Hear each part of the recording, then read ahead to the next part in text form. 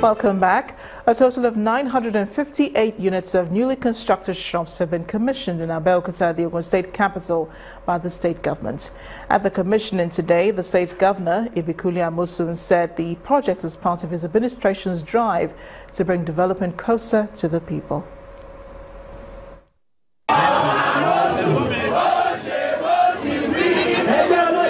Traders in Abeokuta, the Ogun State capital, southwest Nigeria, cannot hide their joy over what may be a major boost to their daily trading activities. The commissioning of about 958 shop units newly built by the state government. First to be commissioned is the neighborhood market in Ladering Estate. From there, the state governor, Ibikuli Amosun, leads the people to the newly built Itoku Mall, where the traders roll out the drums. The atmosphere is much the same in other locations, where other shops are sited within the state capital. The beneficiaries are grateful for this gesture. This was expecting for some years back, but thank God it is happening. I use this opportunity to thank our amiable governor. He is the one in our own palace. We call such a man talk and do.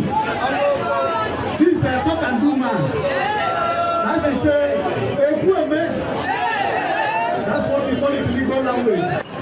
Governor Amosun says the shops, which are to be given out to traders at subsidized rates, is only a tip of the iceberg in its economic empowerment initiatives, as other parts of the state will experience equal amount of development. Indeed, it has direct implication and direct effect even on their life, really. Because if you sit in the sun every day, you sit whether it's raining, whatever the climate condition, that is not the way to live.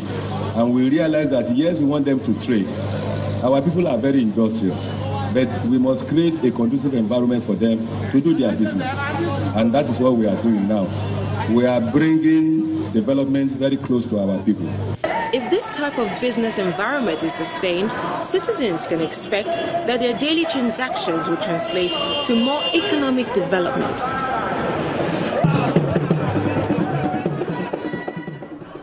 Let's check in on business news now. Here's Melinda Akilami.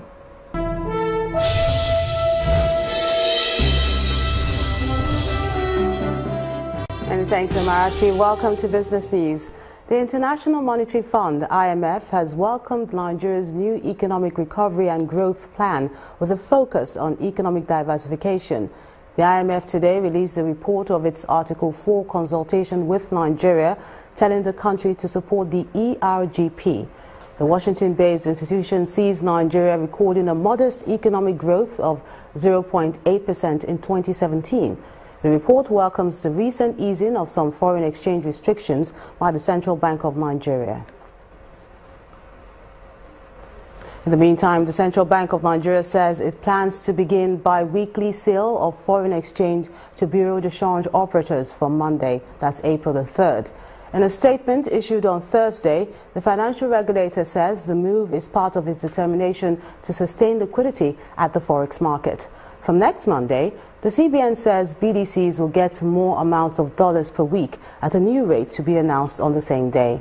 Licensed BDCs will be required to fund their accounts with the CBN on Mondays and Wednesdays and receive their purchases on Tuesdays and Thursdays.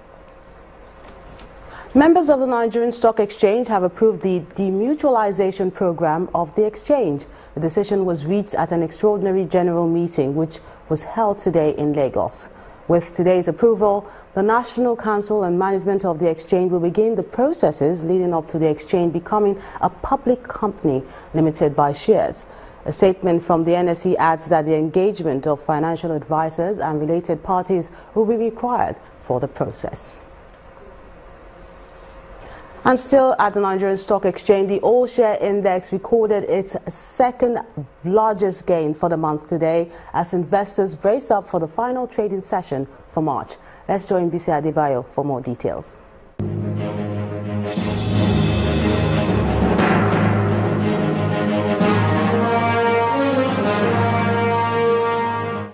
The all-share ratio index of the NSE rose sharply by 1.05% at the end of Thursday's session, snapping off the 2 previous consecutive losses in the week. The turnaround was driven by the price recovery and increase by key industrial bellwethers, including Dangote Cement. Air Services, Cadbury and Continental Reinsurance were the top price advancers in percentage value, as 24 stocks saw an uptick in their prices. The 3 significant losers out of 9 stocks were Cement Company of Northern Nigeria, Jaiz Bank and ICO Group. However, the day's transaction saw one of its lowest turnover after investors sold 352 million shares worth over 2.4 billion naira in 2,438 deals. Continental Reinsurance, Staco Insurance and Zenith Bank emerged as the most patronized stocks for the day. And that's it on the stock market report. I am BC Adebayo.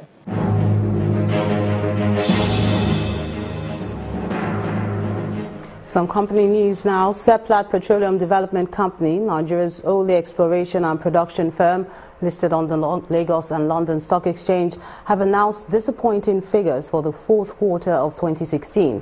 Seplat says its loss after tax was $64 million as its oil production fell sharply by 65% to 10,091 barrels per day, and oil sales declined to $23 million.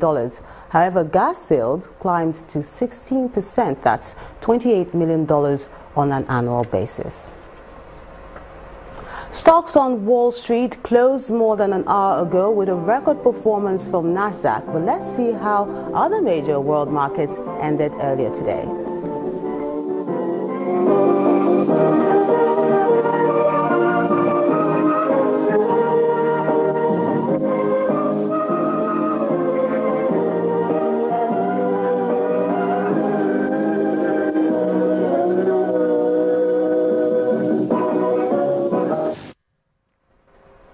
That's Business News. Thank you so much for watching. I'm Melinda Akinlami. Elizade University, a private university situated in Ondo State, southwest Nigeria, has unveiled its new logo with a vision to becoming a world-class institution of learning. The founder of the university, Chief Michael Adeojo, says the new logo stands for excellence, hard work, and high moral code. The desire to build a world-class university that could stand in fibre and culture with the best university in the world is the reason the management of Elizade University are here to launch a new logo that represents this aspiration.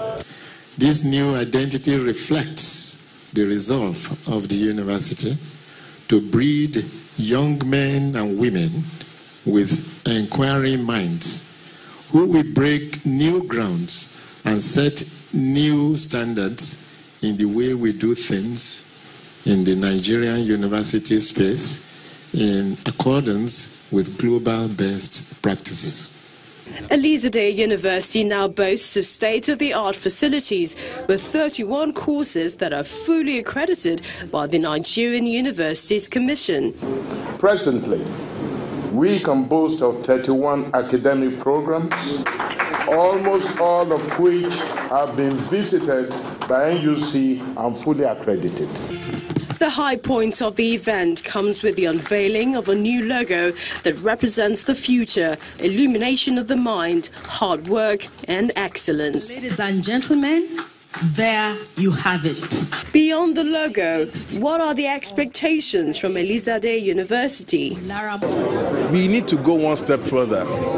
How do we ensure that the founder's vision, Chief Adeojo's vision for a world-class university, a place of learning where those who attend and graduate from and their parents and those whom they work for in future, will be proud of? My own is to produce graduates that will take Nigeria to higher levels. Although the country presently boasts of over 70 universities, the founders of Elizade University say the school is set to make a difference in the industry by inculcating both educational and moral standards in its students. The Niger State government has signed a memorandum of understanding with some consultants to improve the state's revenue profile. The Niger State Commissioner for Finance, Alhaji Ibrahim Balarabe, explained that the state wants to take advantage of the huge number of people who live in the state but pay their taxes to Abuja because of the proximity. He added that the state government is overhauling the state's internally generated revenue mechanism to achieve this. Suleja is a major town in Niger State, but it borders the Federal Capital Territory. Many of the residents here and other neighboring communities relate more with the nation's capital, Abuja, and that includes taxation. Niger State officials are meeting with 5 consultants under the Niger State Borders Residency Routine. They are here to sign a memorandum of understanding that would enable the state to take advantage of its proximity to the nation's capital. The consultants are expected to design mechanisms that would enable the state to collect revenue from residents whose communities border the nation's capital. We'll do what you call enumeration, and that will it will give a lot of employment opportunities for people, because we need to recruit a lot of young men with a lot of forms. So they'll go around virtually everywhere in Suleja, get names, get addresses, and so on and so forth, which will then process with the Federal Internal Revenue Service. Our solution is called More Collect. So we're here to collect revenue, or to increase the collection of revenue, mostly in the informal sector. So the informal sector, the artisans and traders, which are usually eluded, or elusive from collection from. So that is our main program. Presently, the state revenue is hovering between 400 and 500 million naira, and the state is hoping to take in an excess of 1 billion naira when the exercise is completed. A lot of revenues belonging to Niger State is being remitted to Abuja.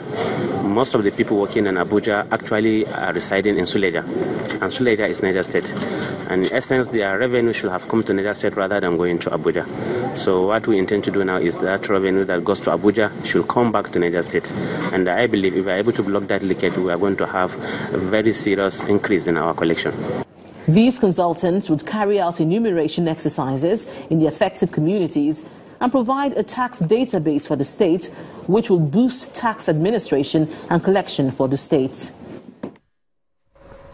The last may not have been heard of the communal clash in Ile-Ife, Osun State, as reactions continue to trail how investigation into the crisis is being handled by the police.